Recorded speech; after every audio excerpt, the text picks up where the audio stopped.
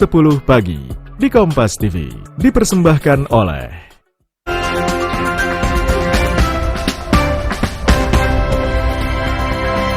Kembali di Sapa Indonesia Pagi, kita masih membicarakan perkembangan dari kasus pembunuhan Brigadir Joshua Huta Barat dan sudah hadir di studio Bang Adrianus Meliala, kriminolog dari Universitas Indonesia, Pak Susno Duaji, mantan Kabar Eskrim juga sudah hadir melalui daring, dan Kang Asep Iwan Iriawan.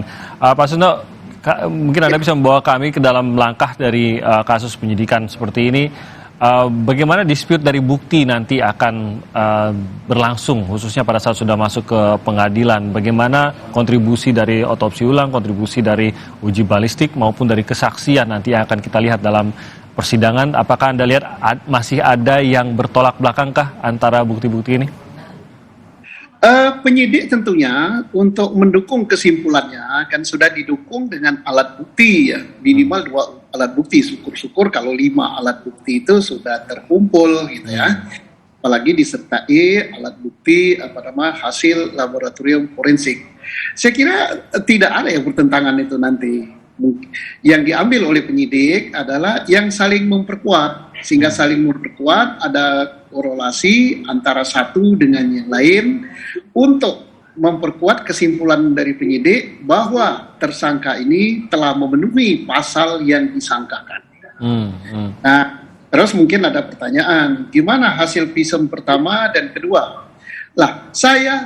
Aku yakin bahwa penyidik sebelum melimpahkan berkas, mungkin formal berkas belum diterima, tetapi hasil penyidikan hasil visum et repertum pertama sudah ada, kemudian dia sudah tahu bahwa hasil yang kedua tidak terlalu jauh, mungkin nanti itu disusulkan, terus ini sudah memenuhi. Dan penyidik sebelum melimpahkan berkas, mereka sudah koordinasi kok.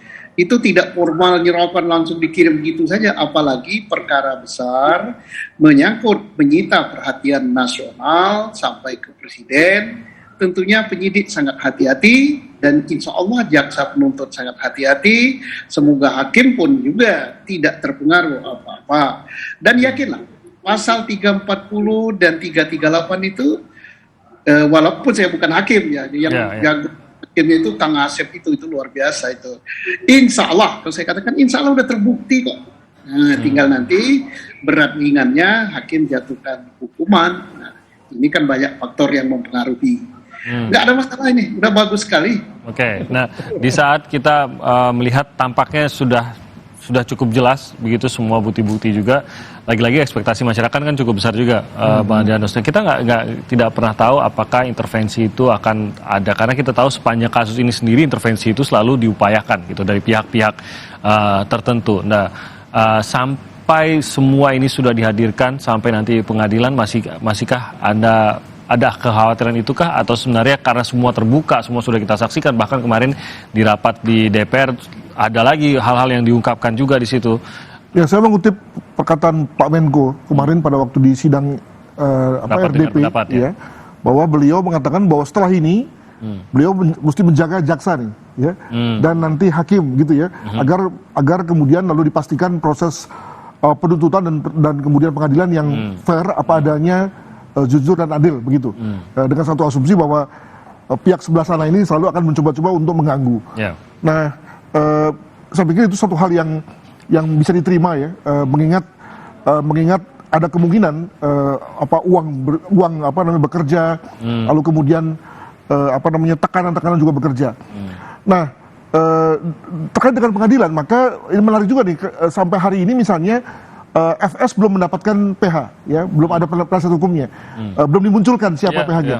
Saya kira udah sebaiknya untuk dimunculkan agar kemudian juga PH ini bisa mulai mempersiapkan pembelaan, ya. Jadi oke lah, memang apakah kita sudah waktunya untuk bicara soal itu, ya, tapi agar kalau kemudian kita bicara mengenai suatu persidangan yang menarik, ya, maka kita juga ingin tahu apakah dari sisi FS ini ada semacam pembelaan yang membuat lalu kemudian orang bisa memahami, tidak bisa menerima, ya, tapi bisa memahami mengapa dia semarah itu sampai harus menembakkan berkali-kali ya kepada mantan ajudannya, kepada ajudannya. Itu kan kalau kita tempatkan diri kita pada diri dia, apa yang membuat dia marah? Karena maka mungkin PH yang baik bisa membuat lalu sedemikian rupa sehingga kemudian lalu mengatakan pada hakim, Pak bebaskan dia unfit nih, dia tidak kompeten dengan perbuatannya, sehingga kemudian misalnya begitu ya. Nah, itu yang saya pikir yang membuat lalu persidangan menjadi makin menarik ke depan. Demikian. Dan betul, karena istrinya justru sudah ada begitu ya, penasihat hukumnya, dan sudah muncul juga berkali-kali, tapi justru penasihat hukum dari Ferdy Sambo ini yang belum lihat. Ya, kita belum lihat. Nah, Kang Asep, kalau dari Anda bahwa banyak yang bisa terjadi, masih ada ruang gitu, Kang Asep, tapi bisakah ini dijaga dan bagaimana kita bisa memastikan bahwa proses lagi-lagi bukan untuk memenuhi ekspektasi masyarakat gitu, tapi untuk benar-benar menjamin agar semua proses ini berjalan seadil-adilnya. Sering saya katakan, hormati prosedur hukum. Boleh orang tidak percaya sama institusi penegak hukum. Saya yakin dan saya percaya kejaksaan sudah menyiapkan 30. Saya tahu persis juga pengadilan juga sudah mempersiapkan hakim-hakim terbaiknya. Hakim tinggal nanti apa yang dikatakan Pak Susno, kata kuncinya 183. Hakim harus yakin dengan minimum 2 alat bukti. Alat bukti 184 ada 5, keterangan saksi. Ini perkara di-split, dipisahkan 4 berkas ya. Jadi satu sama lain nanti akan sebagai terdakwa, sebagai saksi. Satu sama lain saya yakin tidak akan saling menyangkal. Menyangkal pun akan berbeda di hal-hal jam dan hal-hal tertentu ya. Nah, satu itu. Jadi saksi sudah terpenuhi lebih dari 1. 2, ahli. Ahli nanti ahli forensik, ahli balistik akan mengatakan terjadinya peristiwa itu. 3, surat. Ada visum et repertum dan surat-surat lainnya. 4, petunjuk. Itu hak hakim. Menentukan keterangan saksi hanya didapat dari keterangan saksi, surat, dan keterangan terdakwa. Terdakwa sudah mengakui 5 keterangan terdakwa. 5 alat bukti menurut 185 ayat 6 telah bersesuaian satu dengan yang lain. Jadi kalau kelak hakimnya ya bermain akan ketahuan. Ini tinggal tadi katakan Pak Susno pilihannya mati, seumur hidup, atau penjara. Ya, jadi ini hanya permen pasal 20 tahun. Nanti tinggal nanti apa yang dikatakan tadi Pak Adrianus ya, bahwa kenapa Anda membunuh karena harkat martabat. Nah, disitulah hakim akan bergulat. Dia mau mati, mau seumur hidup, mau 20 tahun, atau di bawah itu. Tapi saya duga pilihan-pilihan itu ada kelak kepada hakim, terutama FS ya, akan memang pasti berat. Kalau KR, KM, apalagi saya kira itu mereka akan ringan. Nah, apalagi nanti turunan-turunan berikutnya. Jadi saya pikir di persidangan ini tinggal bagaimana memberikan kepada masyarakat secara formil, material. Saya yakin jaksa membuat surat dakwaan kan syarat cuma 3, cermat, jelas, lengkap, 143. Ini yakin. Saya kira nggak usah lah ada eksepsi lah keberatan, karena yakin formalitas akan 340, 338 itu mainannya kerjaannya Pak Susno dulu ya jadi jaksa. Kita juga paling gampang selama terdakwa tidak mungkir gitu kan, atau saksi tidak memberatkan. Yang sesuatu kan banyak saksi maupun terdakwa ya ini udah terang benderang. Nah tadi cuma saya pikir penasihat hukum FS, nah ini nanti tinggal bagaimana bermain, dia meminta keringanan hukuman ya sekira ya keringanan hukuman yang seringan-ringannya. Tapi saya kan, nah inilah mungkin ekspektasi masyarakat yang menghukumnya pengen berat, ya tapi nanti ekspektasinya penasihat hukum dapat membuktikan bahwa itu adalah ya hal tertentu di luar kemampuan, di luar daya nalar, karena terpaksa harga dirinya, harkat martabatnya diinjak, dia melonjak. Nah itu yang mungkin tadi pertimbangan hakim itu akan keluar. Tapi sekali lagi hakim harus rasio disedendinya, ya sekali lagi, etos, logos, patos, harus sanggup mempertimbangkan. Tapi kalau saya hakimnya, saya kayak merem kok. Hari ini udah bisa bikin putusan kok, menimbang bahwa terdakwa bla bla, menimbang terdakwa bla bla. Kalau kayak itu, menimbang, memutuskan, mengadili, menyatakan terdakwa telah terbukti secara sah, meyakinkan terbukti perbuatan berencana, menjatuhkan terdakwa karena itu FS dengan penjara bla bla bla.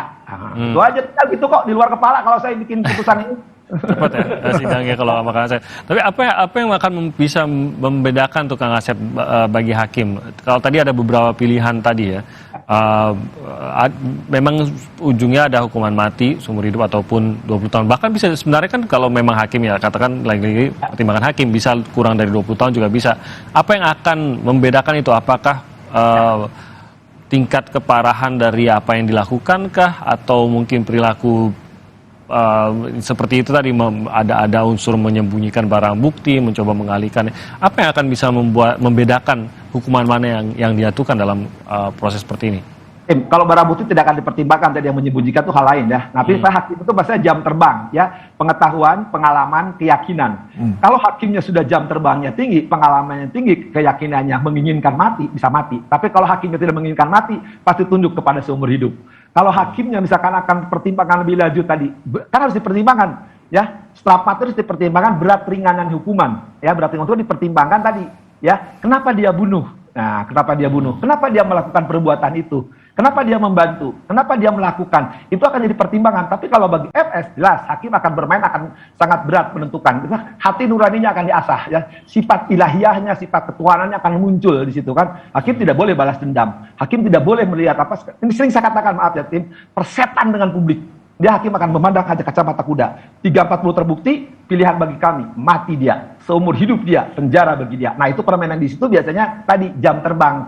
Kami yakin dia telah sadis membunuh, kami matikan dia. Itu bagian penganut hukuman mati. Tapi yang tidak penganut keyakinannya mati, sudahlah kasih seumur hidup aja pembelajaran bagi yang bersangkutan. Tapi juga melihat, oh ada latar belakangnya, kenapa dia putus? Nah itu harus gemitivir, itu bahasa Belandanya ya, dia akan pertimbangkan di situ.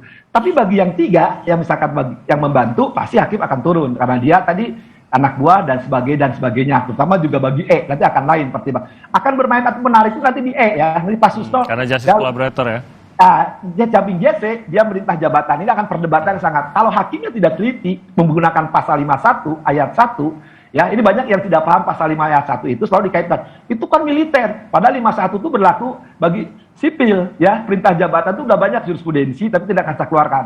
Nanti ahli hukum yang dihadirkan harus mengerti asas pasal 51 ayat 1, harus mengerti sejarah pasal 51 dan jurisprudensi. Karena banyak para pengamat, ahli hukum yang tidak paham pasal 51 ayat 1. Ya, di saya lengkap, karena saya banyak datanya dari Pak Susto, dikasih oleh Pak Susto. Data 51 ayat 1 itu, ya harus hati-hati hakim mempertimbangkan, itu harus hati-hati sekali ya, karena itu perintah jabatan. Karena banyak orang-orang, maaf saya katakan, ya banyak profesor ngaku profesor hukum tapi ternyata tidak ngerti bahasa Belanda. Dia harus paham arti dari bahasa Belanda pasal 51 ayat 1. Jadi memori pantuliting asbabun nuzul 51 ayat 1 harus paham, dikaitkan 340 sama 338. Itu hanya orang-orang sekelas Jenderal Susno Duaji ya yang paham itu. Oke. Nah itu karena sudah ditarik ke arah sana, ini mungkin Pak Susno juga mau mengomentari. Memang akan ada berbeda-beda dan termasuk khususnya untuk justice collaborator, mungkin dalam kasus-kasus sebelumnya Pak Susno bisa menjelaskan, ini berarti justice collaborator seperti Baradae memang tidak disidangkan dalam kesempatan ini atau bagaimana Pak Susno? Jadi begini, kita sudah dengar penjelasan Pak Asep, ini sudah melebihi profesor, ini udah 6 semester ini. Sudah dihubung-hubungkan pasalnya dan lengkap dengan memori pantulistingnya itu ya. Jadi mau bicara apa lagi? Asal kita menyimak dari Pak Asep ya begitu. Hanya satu ya di luar dari Pak Asep tadi, karena itu udah lengkap ya, tinggal buat disertasinya aja. Kita kawal kasus ini karena kan perlu juga kita sambil mengikuti ini, yaitu peran serta masyarakat mengawal tapi tidak mencampuri.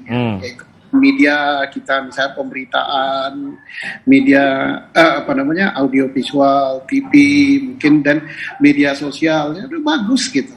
Insya Allah nanti jalannya on the track semua, karena penyidik kita sudah bagus, kejaksaan kita bagus sekarang, insya Allah hakim kita sudah bagus, ya, sehingga nanti hukuman yang dijatuhkan adalah sesuai dengan rasa keadilan, bukan sesuai dengan apa yang dimaui. Gitu.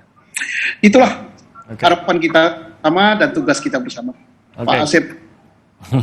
Benar, sudah mendapatkan materi yang banyak dari Kang Asep tadi. Ini mungkin mahasiswa yang menyaksikan mencatat juga tuh tadi yang dijelaskan Kang Asep. Mengenai kemarin juga Bang Adrianus, apa yang kita lihat di rapat dengar pendapat DPR, Pak Menko juga Pak Mahfud juga mengatakan bahwa justru menginginkan keterlibatan DPR di sini agar bisa menjaga kasus ini ya, terang-terang. Tadi Pak Susno juga mengatakan mengawal tanpa mencampuri sebenarnya. Mungkin peran DPR juga sama juga sebenarnya, mengawal tanpa ikut campur dalam urusan tersebut. Tapi yang Anda lihat, adakah yang bisa menjadi kontribusi? Perlukah DPR di sini memang juga bukan perlu lah ya, tapi peran seperti apa yang seharusnya dimainkan juga DPR dalam mengawal kasus ini, mengingat kasus ini sudah dibawa menuju ke arah kredibilitas dari kepolisian itu sendiri. Jadi menjadi sesuatu yang memang menjadi isu nasional gitu, Bang Adrianus. Betul. Cuma jangan lupa bahwa DPR itu kan pengawasan politik ya. Kebijakan nanti ujung-ujungnya begitu. Yeah. Maka tentu dengan berangkat dari kasus ini, apa kira-kira yang akan menjadi kebijakan yang akan dibuat? Jadi contoh misalnya kemarin ada debat mengenai Kompolnas itu perlu apa enggak? Ya kalau memang nggak ada perlu ya adu aja kata Pak Menko dibuang saja, dan itu hak Anda gitu ya. Jadi seperti itu mainnya. Jangan lalu kemudian anggota DPR itu kemudian lalu mengubah-ubah kasus dalam arti bahwa apalagi kemudian lalu mencampuri peran penyidik. Kalau boleh sedikit agak pindah adalah bahwa kita juga nanti menarik untuk menyaksikan apakah pada saat misalnya kasus ini sudah sampai di persidangan, bagaimana dengan persidangan etiknya? Ya, apakah pada saat itu sudah selesai sidang etiknya dan apa statusnya? apakah ketika FS misalnya maju ke persidangan dalam status sudah di PTDH misalnya atau belum, dan nanti bagaimana nanti misalnya konteks penampilannya, apakah dia masih memakai baju seragam atau tidak. Hal-hal itu yang menurut saya akan menarik perhatian publik, ya. Karena tapi secara teknis tidak berpengaruh pada ya itu tadi proses hukum maupun peradilan sebenarnya tidak. Ya sekarang ini kita sudah mainnya di persepsi nih, karena pada konteks hukum normatifnya sudah selesai ya, sudah mengarah semua seperti yang dikatakan oleh Pak Susno dan juga Kang Asep. Tapi sekarang kita bicara mengenai persepsi. Benar nggak bahwa pengadilan itu tidak di bawah atau tunduk pada. Nah, maka ketika nanti misalnya Pak FS ini belum di sidang etik dan nanti masih datang dengan status sebagai polisi aktif, nah itu lalu bisa rame itu. Nah, mungkin itu kita bicara mengenai bahwa sebaiknya sebelum masuk ke persidangan masalah-masalah etik beres dulu, ya. Sehingga kemudian lalu dia datang ke pengadilan sebagai orang biasa. Demikian. Jadi saya ke Kang Asep, berpengaruhkah hal tersebut mungkin dari seorang hakim gitu bisa melihat apakah ini akan berpengaruh baik secara teknis maupun secara psikologisnya gitu ya, dan datang berseragam atau masih dalam status polisi aktif. Ya, kalau hakim yang punya cibabat itu citra, wibawa, dan martabat, peduli amat. Wong saya ini wakil Tuhan kok. Mau jenderal ke, mau kopral di hadapan saya Anda adalah terdakwa. Kalau hakimnya, tapi saya percaya kok, Mas Timi ya, Pak Adrianus, hakim-hakim yang saya dengar bisik-bisik tetangga, nampaknya akan diturunkan beberapa hakim-hakim yang maaf ya, dengan segala hormat, hakim-hakim terbaik. Karena pertaruhannya apa? Kalau kepolisian telah lolos dari ketidakpercayaan dan jadi percaya publik kepada kepolisian, jaksa juga taruh pertaruhannya kelembagaan. Nah, pengadilan juga tidak mau mempertaruhkan, apalagi nanti misalkan ya pihak-pihak tertentu menghubungi, saya yakin hakimnya akan mempertaruhkan jabatan, harkat jabatannya. Hanya mengadili pembunuhan harus merubah masa depan, saya yakin enggak. Saya percayalah.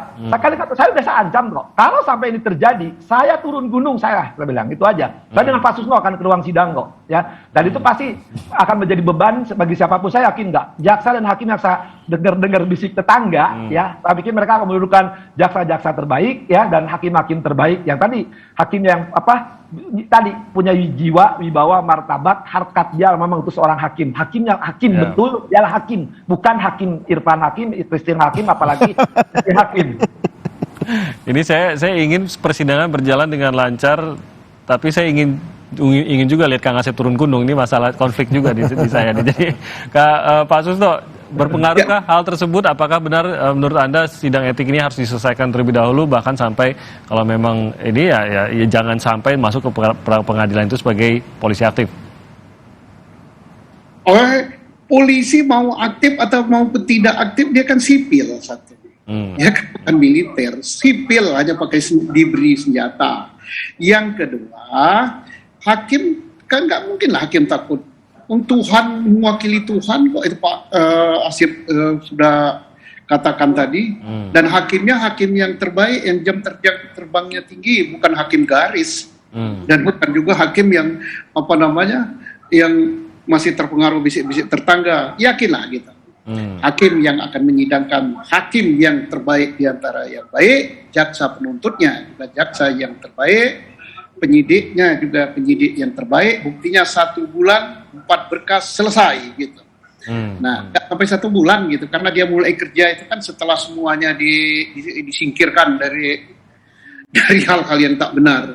Selesai kok. Dan insya Allah peradilan kita bagus, ke depan tambah lama tambah bagus, ya kita harus optimis gitu kan.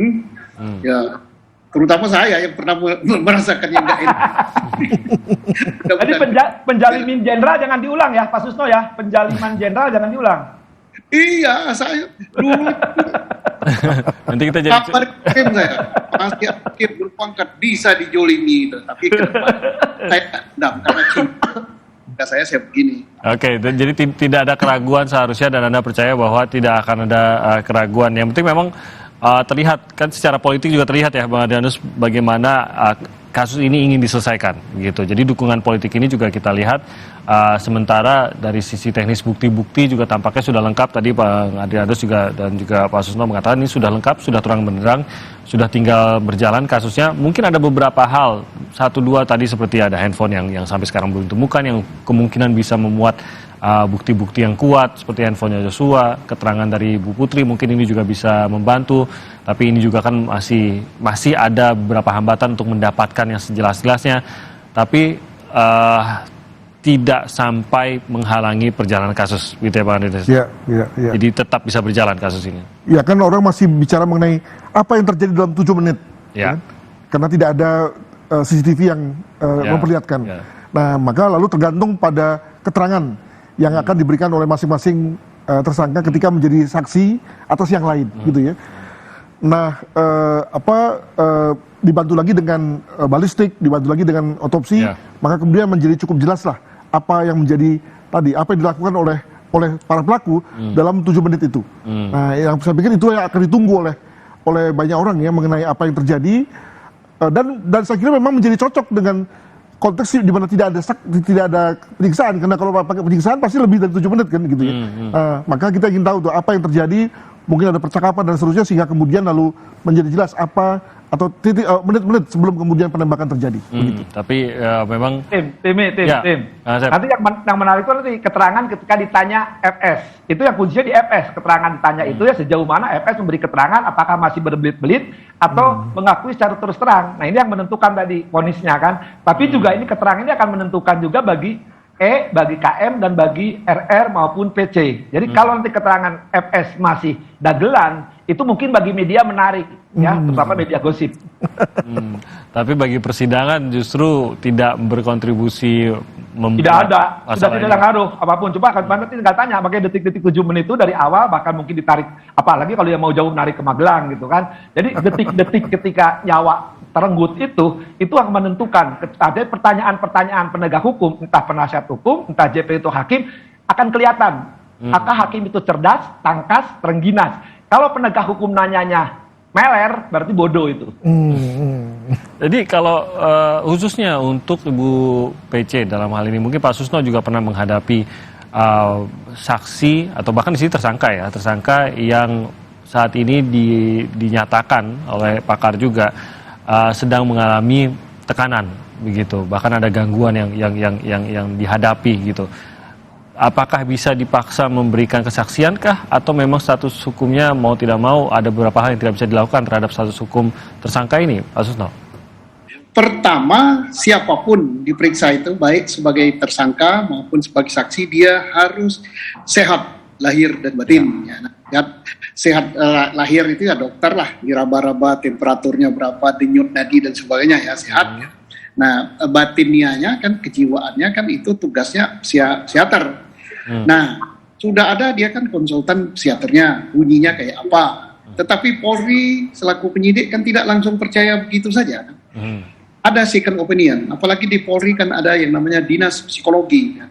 Di situ berkumpul lah para pakar-pakar psikologi, psikolog, kan dites gitu kan.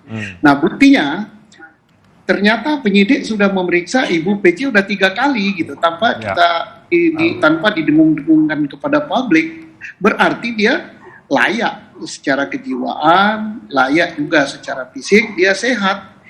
Nah, adapun keterangan dari konsultan psikolog psikiaternya mengatakan bahwa dia kondisi gini, tergoncang gini karena mau lecehkan seks, ternyata pelecehan seksnya nggak ada. Dan kemudian ya tentunya karena yang menyebabkan dia tergoncang itu nggak ada, pelecehan nggak ada, berarti jiwanya nggak goncang. Nah, enggak. Dan juga tentunya sudah ada second opinion daripada hasil keterangan menyangkuti kejiwaan dia lewat psikiater atau psikolog daripada Polri, dan dia layak diperiksa. Nah, terakhir kemarin katanya waktu mau diperiksa fisiknya yang sakit, oke saja sakit, tapi tidak menghalangi Polri atau penyidik untuk menjadikan dia tersangka. 2 alat bukti sudah cukup jadi tersangka. Nah, ya nanti akan dilihat lagi ada surat sakitnya lagi apa tidak. Kalau ada lagi nanti dokter Polri yang akan datang. Sakit beneran apa gimana gitu kan. Nah, begitu. Jadi tidak ada hambatan lagi tuh kita untuk berbuat sesuatu gitu. Oke. Kalau dari sisi persidangan, saya bagaimana melihat kondisi ini?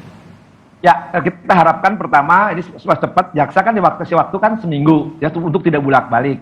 Kirim ke pengadilan saya pikir sudah siap majelisnya. Ya, tentukan karena di 4 split ini supaya tidak sidang berbarengan. Artinya tidak satu yang bersamaan tapi berlainan. Sehingga bisa nanti publik pun menilai ketika FS sebagai terdakwa satu terdakwa berikutnya, nanti akan keterangannya akan konsisten enggak. Dan itu hakim akan publik, pembelajaran publik bisa melihat karena sidangnya terbuka untuk umum kan. Nah, ketika sudah terbuka umum ini, saya berharap sekali terutama kepada yang ada di ruang sidang ya untuk menampakkan sikap sopan bahwa Anda adalah penegak hukum yang paham, sekali lagi yang paham asas, paham teori, paham ilmu, paham sejarah, paham sistem, bukan paham-paham lainnya yang Anda gunakan di ruang sidang. Ya, hormati ruang sidang ini tidak membuatkan persepsi, apalagi menaikkan rating. Ya.